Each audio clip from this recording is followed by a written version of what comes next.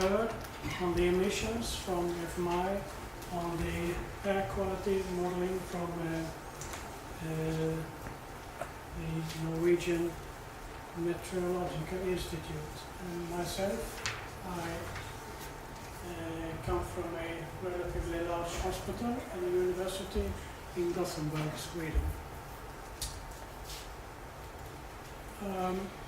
So, some overall background on air pollution and health.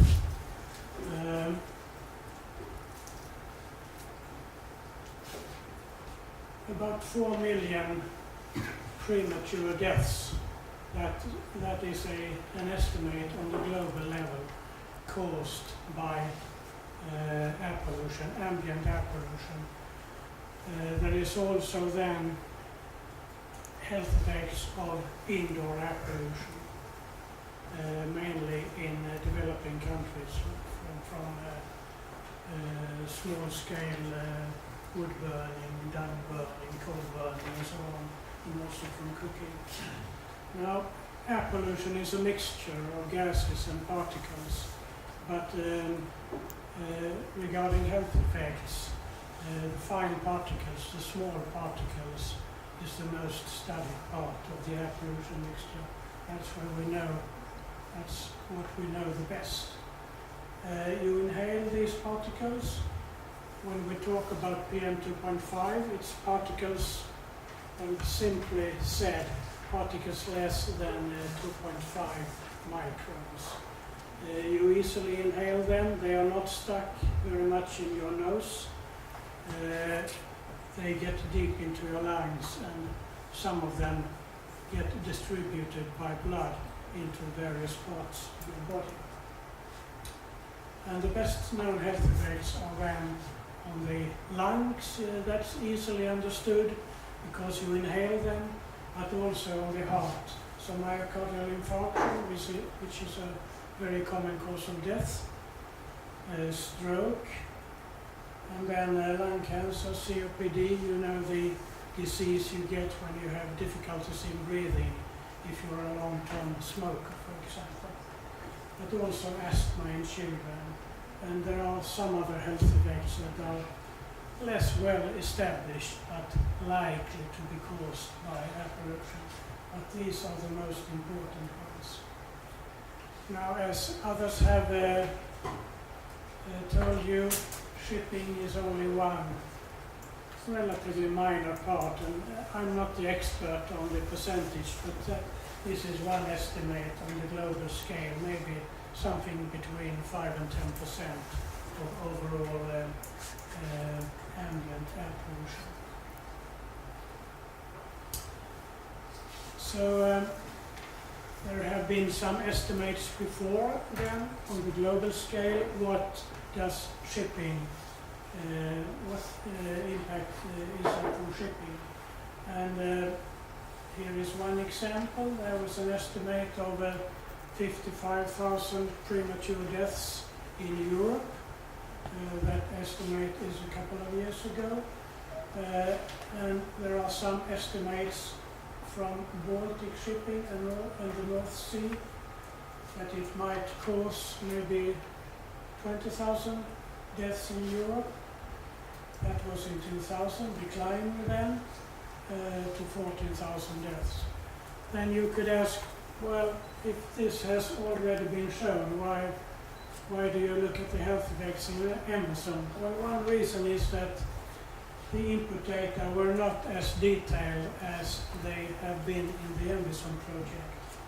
And also, this was mainly forecasts, not based on real life changes that could actually be model and compliance and so on taken into account. So that was the estimate for the health part then, to estimate the effects on mortality and morbidity, that is diseases, based on these detailed estimates of exposure, which in turn, with exposure we are talking about what do you actually inhale, but that is of course a function of what do you find in the air, what is the air quality, which in turn is a function of the emissions from, for example, the ship chimneys. So I will go directly into results and tell you about the methods later, because the methods, that's a bit more boring.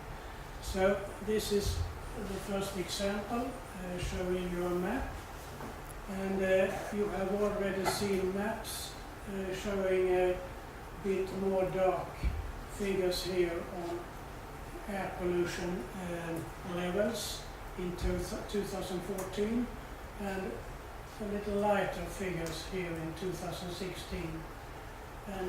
And the figures depict the model concentrations of PM2.5. Again, the fine particles, the most important part of the air pollution mixture. And these figures then indicate a minimum estimate of the numbers of premature deaths in each country. So for example, then here you find at least 173. It might look very exact, it's not, it's an estimate, but between 150 and 200 deaths, premature deaths in Denmark in 2014, decreasing to about 130 in 2016.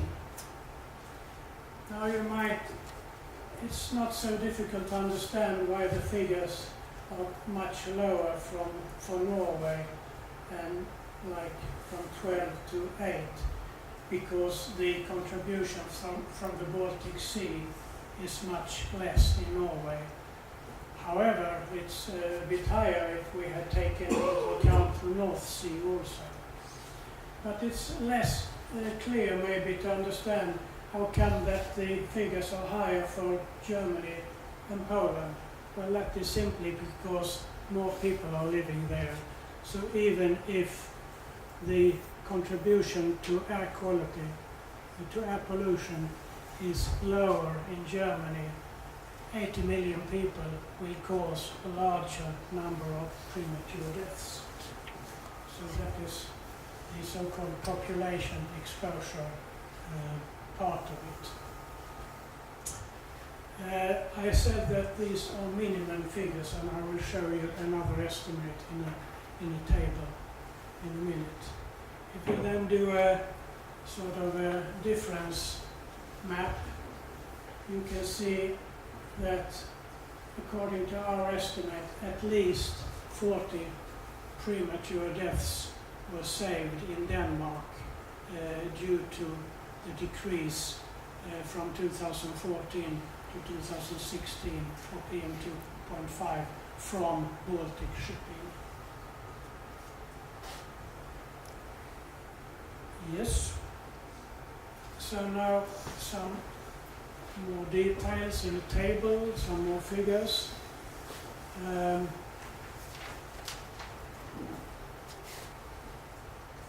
This column shows you the mean contribution from Baltic shipping to PM2.5 in microgram per cube. Here you can see that, not unexpectedly, Denmark has the highest figure, a little more than 0.5 microgram per cube, if we look at the average for the whole population of Denmark. Of course, it's higher in Copenhagen, in Helsingør, and some other coastal parts, but as an average for the whole of Denmark. While it's a bit lower in Sweden, much lower in Norway, much lower in Germany. But you can see that it's not 10 times lower in Germany over the whole population than it is in Denmark. It's only maybe 1/6 or 1/7 or something like that. While Germany has 80 million people and Denmark has, I think, around 5 or so. So you can understand again the population exposure here. Then you can see that Germany has a higher population exposure if we multiply the number of inhabitants by the average contribution per person. Okay, and then you can sum them up for all countries bordering the Baltic Sea plus Norway. And then, if we come to premature deaths, now you can see that on the map I showed you the figure 173 in 2014, but here I give two figures, one low estimate and one high estimate. And here you can see these reflect two different exposure response functions. That is, what does the literature tell you from a large number of studies all over the world?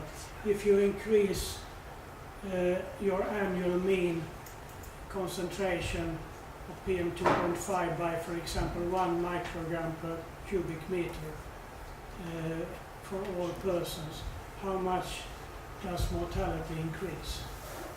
So the latter figure here, the higher figure is a bit more updated, as I'm saying here, and a bit more likely, but we're not quite sure. But I would say that the truth may be something in between, but probably more like the higher figures here.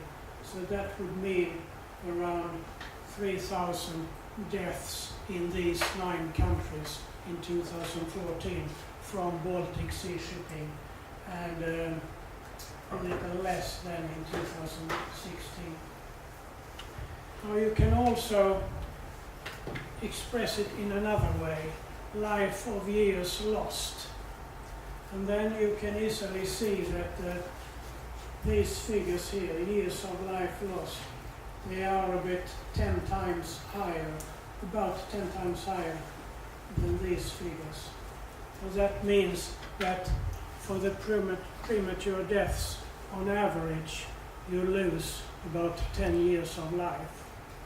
But that is only for this small number of people that we estimate that they die a little earlier. If we then spread it over the whole population, the average life expectancy from Baltic shipping will not decrease by more than about 1 week or possibly 2 weeks in Denmark. And you can what is a premature death? We don't call it extra death because we will all die. So it means that if you follow a number of people for 10 years, some more of them will have died after 10 years. And if you compare this with, for example, car accidents, the number of years lost per death will be a little higher because car accidents afflict also children and young people, while most of us die in Denmark, for example, at the age of 83 or something like that. So if then most people who die a bit earlier when they are 70, 60, 80 years old, it doesn't affect life expectancy so much. Okay, we can also talk about diseases, so not deaths. And then the most studied diseases, that's myocardial infarction and stroke. It's a little more than myocardial infarction. We call them ischemic heart disease caused by atherosclerosis in your coronary vessels of the heart. But nevertheless, roughly it's a myocardial infarction. And we have done the same estimates. And for example, for Denmark, the estimate is that in 2014 there were 200 extra myocardial infarctions from Baltic Sea shipping, decreasing to 158. So 50 of them saved, and about 40 cases of stroke saved. And now I'm talking about non-fatal disease. That means that you don't die of your myocardial infarction or stroke. So we have subtracted the fatal ones, otherwise it would have been double counted. And in the same way we can say that about 500 cases in all these countries of stroke and about 500 cases of myocardial infarctions were saved. We cannot prove that it was because of the SECA, but we can say it was the contribution of shipping from 2014 to 2016. So what else could it be than the SECA regulations? So that was the results. How did we do it? Well, you have already heard about the emissions, the air quality measurement modelings. They were performed in squares, small squares. We combined that with the population, which you can also pinpoint on the same squares. So then we got the population doses, we got background mortality and morbidity rates, because what is known from the literature is what is the relative increase, how many percent does your mortality or your stroke increase. So we have to have the baselines then. So that's each partial response functions and so on. So that's how we did it. Now researchers always talk about some limitations, some reservations, what could be wrong and so on. I think the emission data are very, very good quality. You will hear later about the compliance to SECA rules, which seems very good. Modeling is perfect. Population data are good. Spatial resolution could be better because we will underestimate the effects if we have large squares and the population happen to live very close to the coastal sites. Then we will sort of spread the population out in a non-optimal way. But I don't think the mistake is very large, but it could affect it a little. The background mortality and morbidity rates are not quite updated, but maybe 5 years outdated or so, but it's not a very big. I would say that these are probably the largest uncertainties. I showed you two functions with a factor of, that's double the size. And then we have the assumption that the composition, when the air pollution mixture reaches the people who inhale it, we have to assume that the mixture is about the same as the mixture was in those parts where we and others had research about what is the increase of disease per microgram per cube.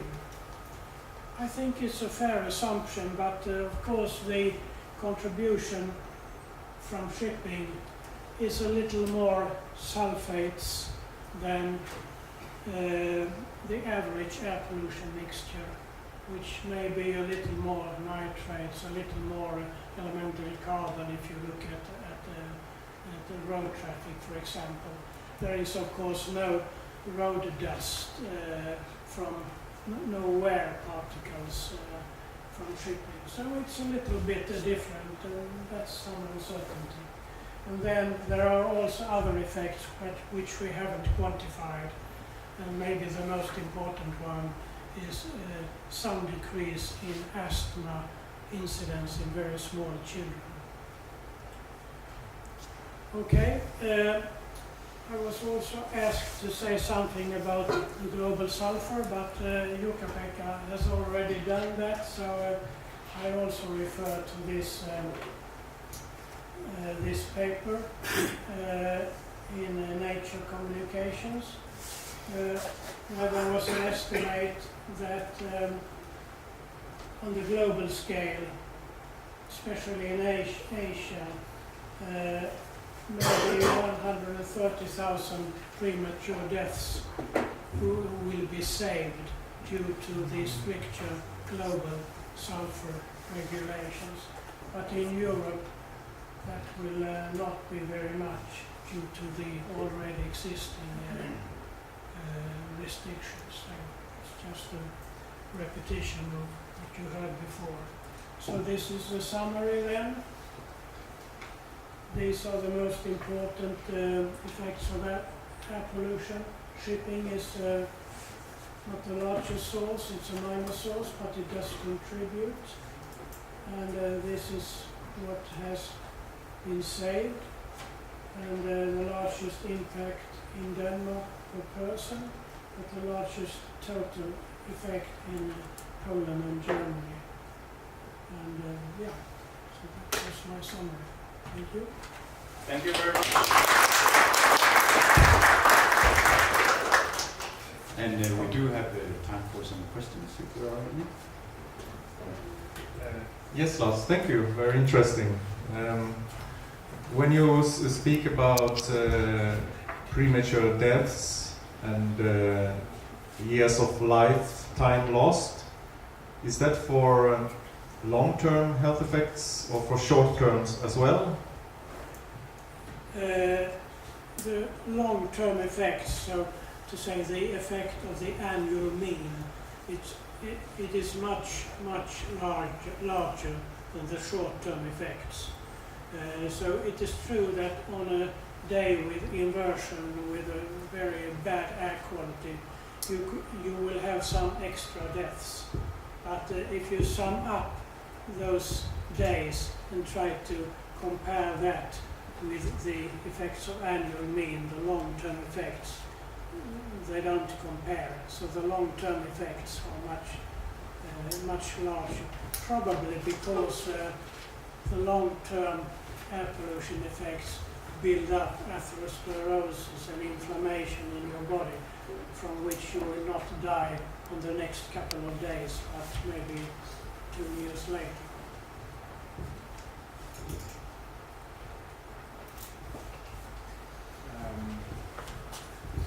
Johan Melker, Chalmers University.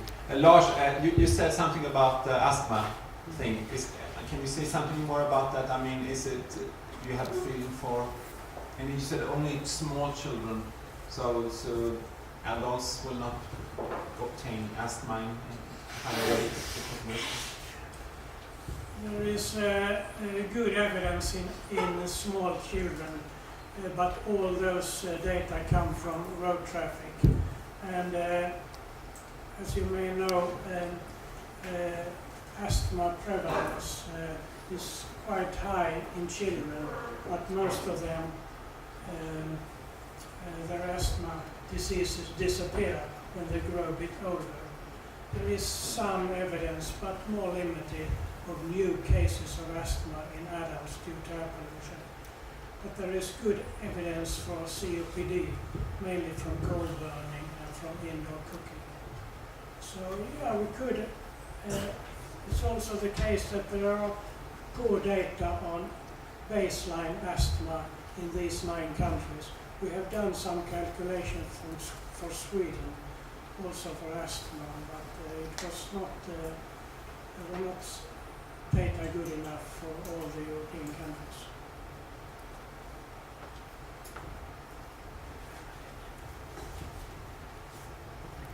Any more questions? No? Thank you very much, Lars. And now I think after all these diseases and mortality, we need a cup of coffee to get in a good mood. So we will have a coffee break now for 30 minutes.